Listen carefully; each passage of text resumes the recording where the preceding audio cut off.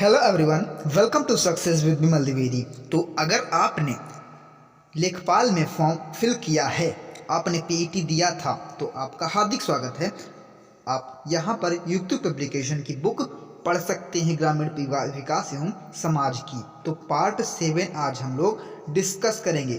Part 7 में 20 question per day किए जाते हैं और इससे पहले 6 पार्ट यूट्यूब पे अपलोड हैं। Success with Vimal Dwivedi search करके आप देख सकते हैं, अथवा आप हमारे चैनल पर विजिट करके प्लेलिस्ट में जाकर देख सकते हैं। ग्रामीण प्रवेश की 6 पार्ट हैं, तो 6 इंटू 20 120 क्वेश्चन अभी तक हम लोग डिस्कस कर चुके हैं। तो ये पार्ट 7 है ग्रामीण समाज का, और ये युक्ति पब्लिकेशन की बुक है। इसके अलावा आप आदित्य पब्लिकेशन की हिंदी का पढ़ना चाहते हैं तो भी आप जाके हमारे चैनल की प्लेलिस्ट में देख सकते हैं। उसके भी 7-8 पार्ट अपलोड हो चुके हैं।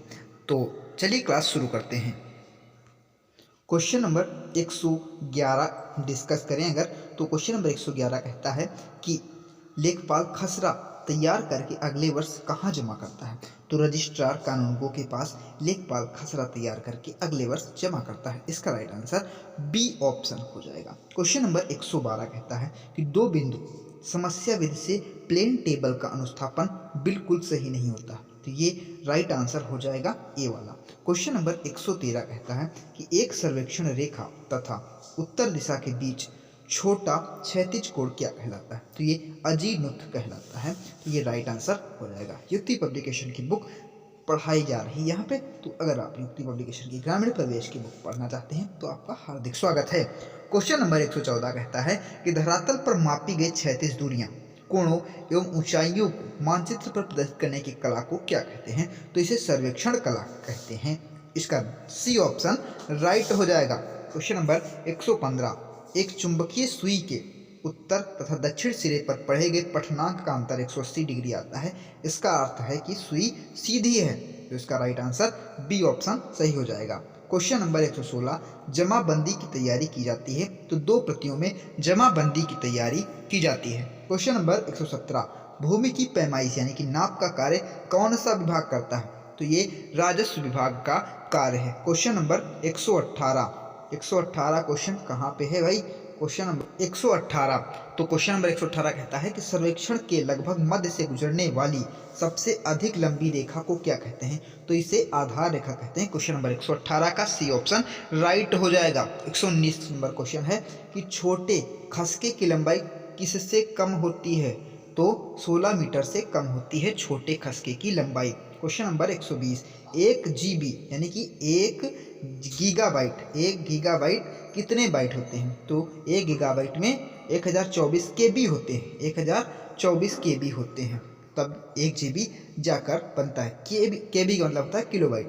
क्वेश्चन नंबर 121, पृथ्वी के उत्तरी गोलार्ध में सुई का उत्तरी सिरा झुका होता है। नीचे की ओर सुई का उत्तरी सिरा झुका होता है, और चुंबक जो होता है वो उत्तर दक्षिण, अगर स्वतंत्र में छोड़ दें तो उत्तर दक्षिण दिशा में जाके रुकता है। क्वेश्चन नंबर 122 कहता है कि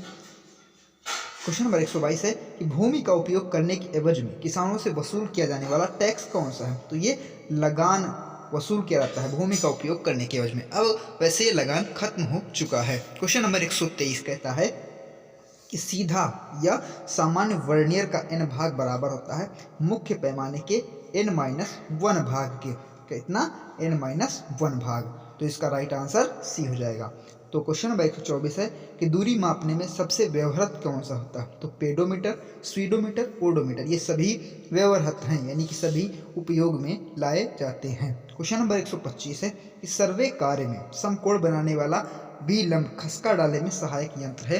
तो इसका राइट आंसर डी हो जाएगा। प्रकाशीय गुनिया, क्रॉस स्टॉफ और प्रिज्म स्क्वायर, ये सभी राइट हैं। क्वेश्चन नंबर 126 कहता है भारतीय समाज को जाना जाता है। तो भारतीय समाज को कृषक समाज के रूप में जाना जाता है। तो इसका राइट आंसर सी हो जाएगा। 126 का सी।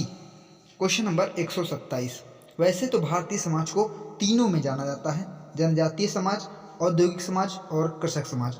सामान्यतः 3 भागों में बांटा जाता है, लेकिन अगर कृषक समाज की बात करें तो भारत को खेती की समाज ज़्यादा माना जाता है। क्वेश्चन नंबर 127 है किसने कहा है समाज एक अधिजैविक व्यवस्था है।